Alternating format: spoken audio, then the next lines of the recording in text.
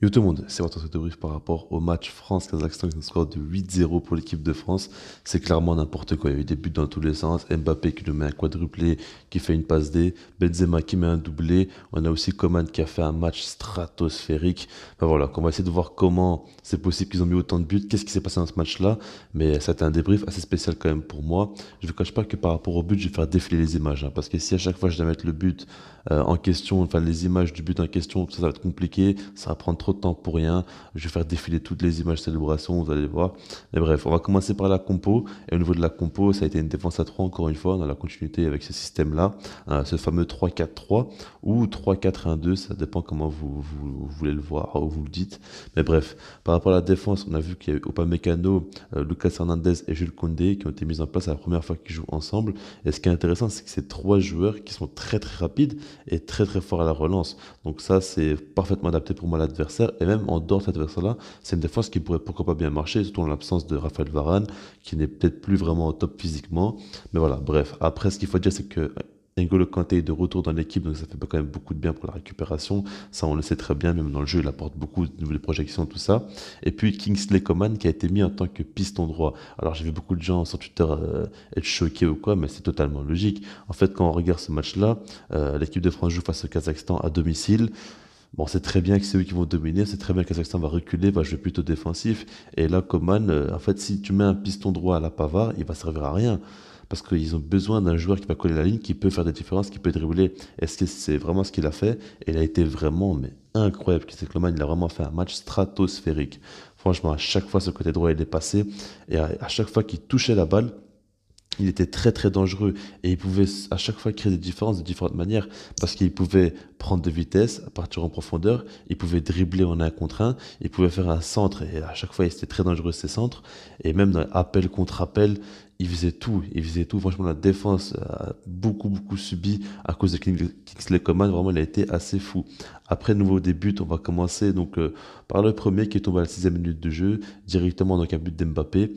Et là, c'est Théo Hernandez qui est sur le côté gauche qui nous fait un centre. Et Mbappé, il met un petit plat du pied. Alors, c'est bien joué de sa part. Maintenant, je trouvais vraiment que le gardien aurait pu faire mieux parce qu'il n'a pas bougé le gardien. Je pense qu'il a été surpris que Mbappé fasse un plat du pied. Mais pour moi, le gardien devait l'arrêter parce qu'elle ne venait pas très fort non plus. Et c'était tout proche de lui. Elle n'était pas non plus ultra bien placée. Après, Mbappé, il met son but. Il a fait un beau geste. Il n'y a pas de souci là-dessus.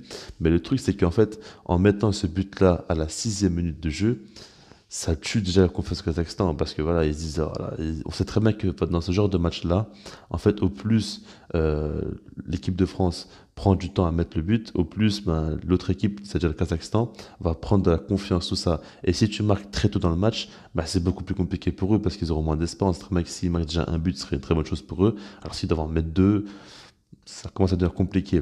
Maintenant, le truc encore plus contraignant pour eux, c'est qu'à la 11e minute de jeu, Mbappé a encore une fois marqué. Et là, ça a été un but déjà un peu plus intéressant, dans la construction en tout cas, parce que Jules Koundé, ce qu'il fait quand même, c'est très très fort. Et là-dessus, on sait très bien que bah, le pied est très fort. Et quand il avait ses postes latéral droit, il était peut-être pas au top en équipe de France, mais dans une défense à 3 quand il est défense centrale, il est excellent, on le voit, il est vraiment excellent. Après, là, aujourd'hui, il n'a pas eu de boulot défensif, mais dans le jeu, dans la construction, il peut beaucoup apporter. Et dans ce rôle-là, il est vraiment très, très fort. Et on a vu donc qu'il a fait une super passe pour Kingsley Coman. Et après, là, j'ai pas compris parce que le gardien a fait une sortie, mais c'était n'importe quoi. Clairement, c'est n'importe quoi. Il a fait une sortie, il s'est complètement troué. Donc, Coman, il dribble le gardien carrément. Et puis, il fait la passe à Mbappé, il n'y avait plus de gardien au but. Donc, il la met au fond. Et là, ça fait déjà doubler pour lui. On a la 11e minute de jeu. Vous vous doutez bien que voilà, le stade est en feu, le Kazakhstan n'y croit plus du tout, il perd énormément confiance et il commence à avoir peur. Et c'est par rapport à ça que l'équipe de France a bien géré parce que ils ont vu que voilà, ils avaient un petit peu peur de ça, donc ils ont continué à mettre la pression. Il y a eu un petit moment où ça jouait calme, ok, mais ils ont commencé vraiment à mettre la pression et ils savaient très bien que voilà, sur l'aspect psychologique, ils étaient largement en supériorité.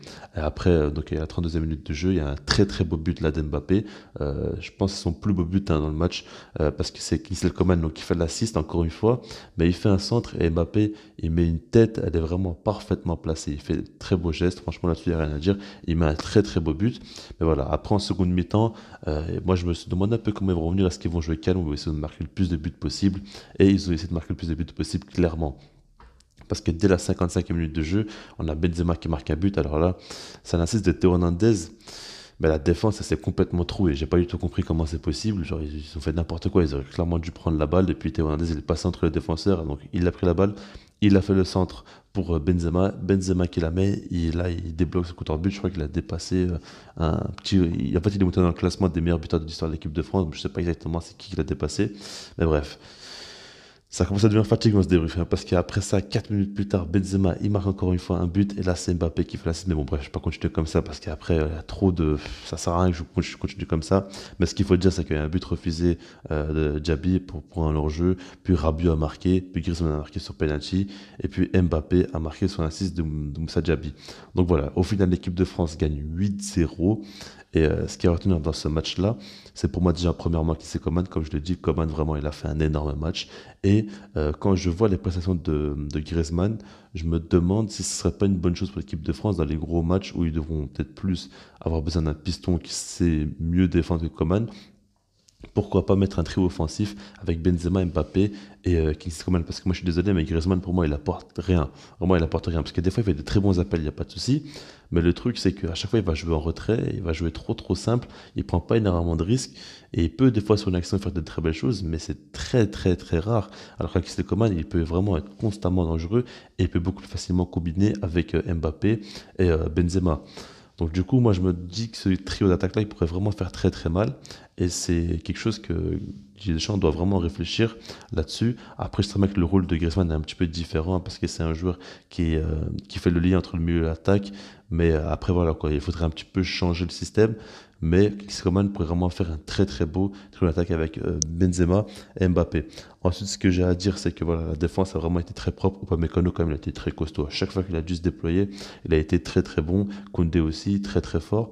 Et après, par rapport à Mbappé, moi j'aimerais parler un petit peu de lui. Il a quand même fait un excellent match. Il met un quadruplé, il fait une passe D. Il a été plus que jamais décisif dans ce match-là.